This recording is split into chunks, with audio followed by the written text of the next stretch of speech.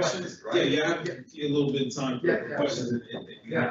So one question I have is from a fellow educator who has asked, your life story is very inspiring. It seems repeatedly at critical moments, mentors were there to help you. How do we all become more aware of those opportunities to be those mentors and lift up and assist our fellow citizens? Yeah, I think those opportunities are all around us. I think it starts with the willingness. You know, the willingness is where it begins, because a lot of people have the ability, but not the willingness. And so in order to meet people where they are, you have to see people for who they are, you know, and make yourself available to those people, you know, and be willing to pay forward the things that have been done for you.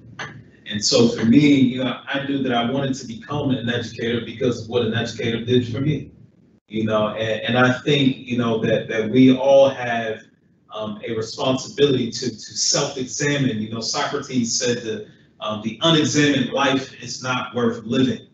You know, so he said, before we examine others, we must examine ourselves. And so when you think about your own journeys, when you think about be whatever you wish you had, that's what I would encourage you to do. But whatever you wish you had growing up, whatever you wish you had now, be that for somebody else.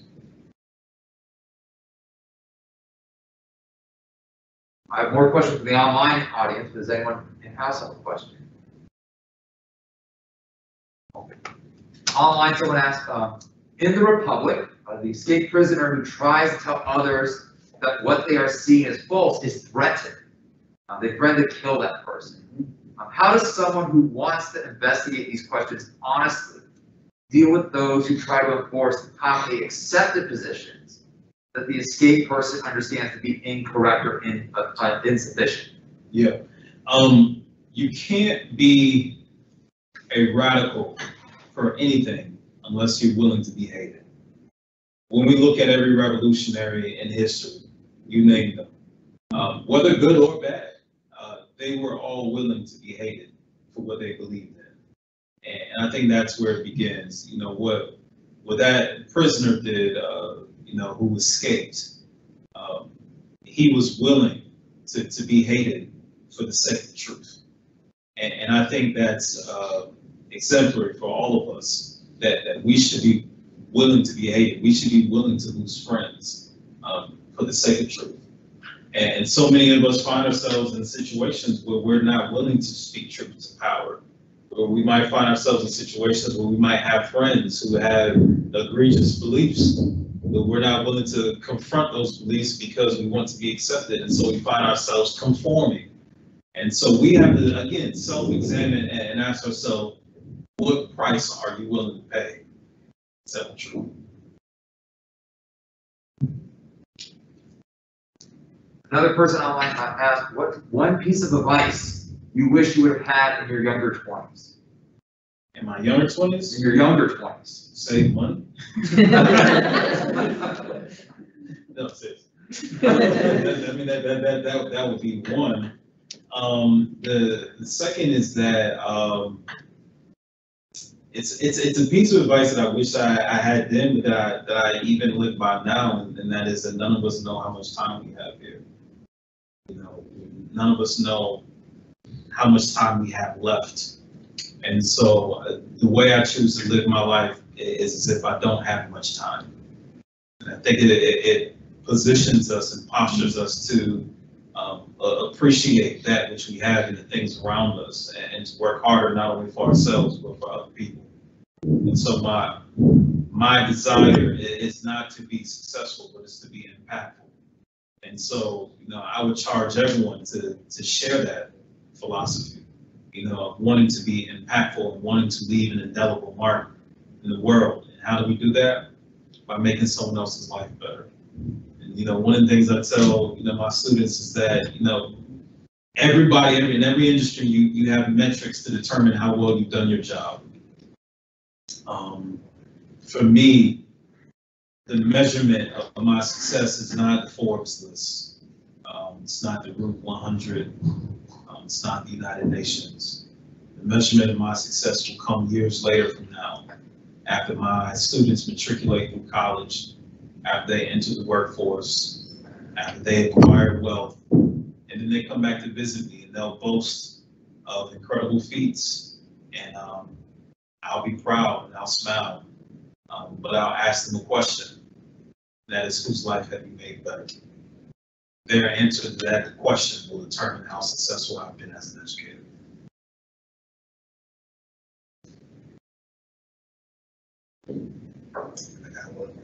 So with your program, right, you had an opportunity to present that to,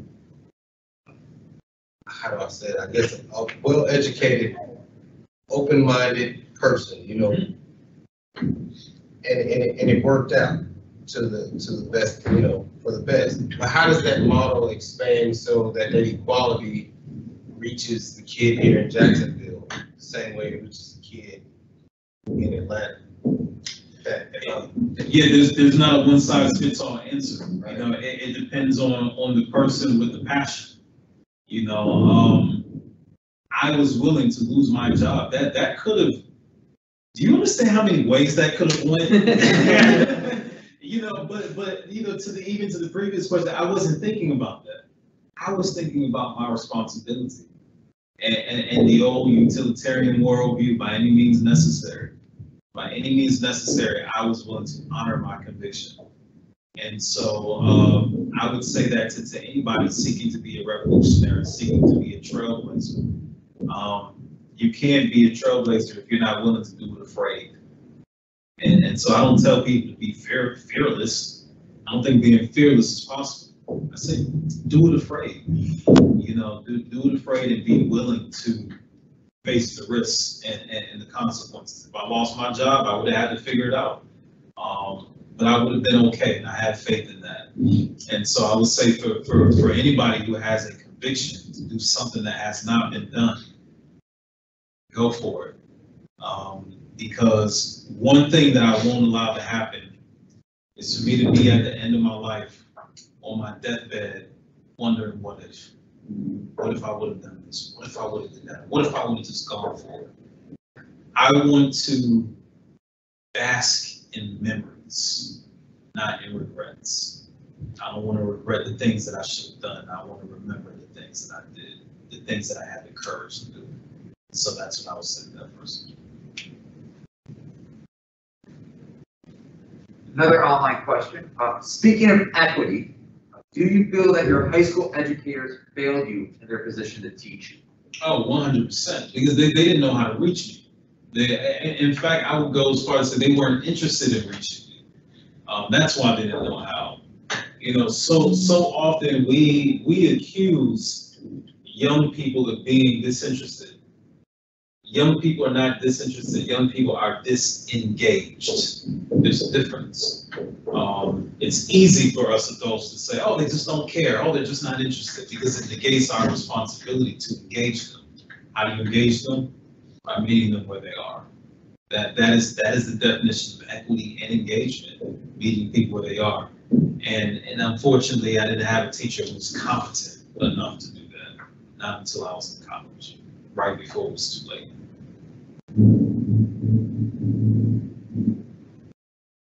I will selfishly take a question. The title is Critical Thinking for Critical Times. What do you think the value of critical thinking is in these times? What can critical thinking help in these times to do?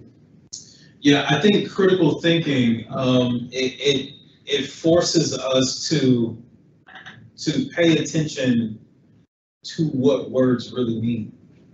And that's what I find that people don't understand. You know, nowadays there's so many buzzwords, so many platitudes that are just thrown around that people don't truly understand because we don't take the time to question.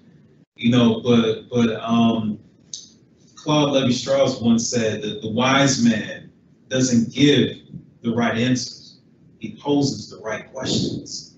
That's what critical thinking does in these times. It puts us in a position where we question everything around us. How do we know what true justice is lest we question it? You know, how do we challenge authority unless we question them?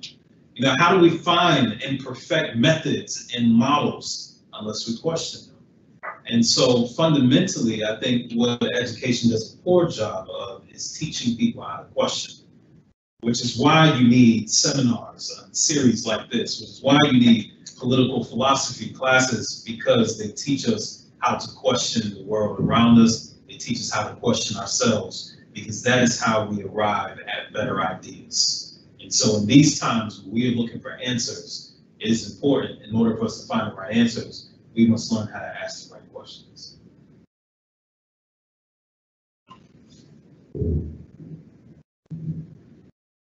Any last questions? Yes, sir. Do you think that education in America is more focused on conforming than it is actual education? Oh, 100%. You know, they don't necessarily know what true education is. True education, paideia, deep education, Carter G. Woodson described as the mere imparting of information is not education. The effort must result in one's ability to think and to do for himself. Autonomy is the goal of education. Character is the goal of education. But even what I'm talking about today, equity and empathy and love, all the time, the reason why a lot of people are dismissing philosophical thought and philosophy departments is because not everyone, this is a discipline. That's why we refer to these as academic disciplines, because it requires one to have patience to be able to explore the nuances of these words that we're talking about, because that's the only time that we can identify and confront malpractice.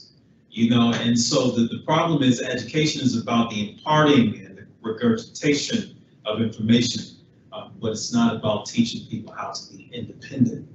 You know, that level of independence is often not welcome. But one of the things that I tell my students is that the purpose of my teaching them is not for me to feed them for the rest of their lives. It's for me to teach them how to feed themselves. And that is what education, true education, should do. Again, thank you all so much for giving me an opportunity to share with you, and I look forward to connecting with you and hopefully seeing you again soon. Thank you so much.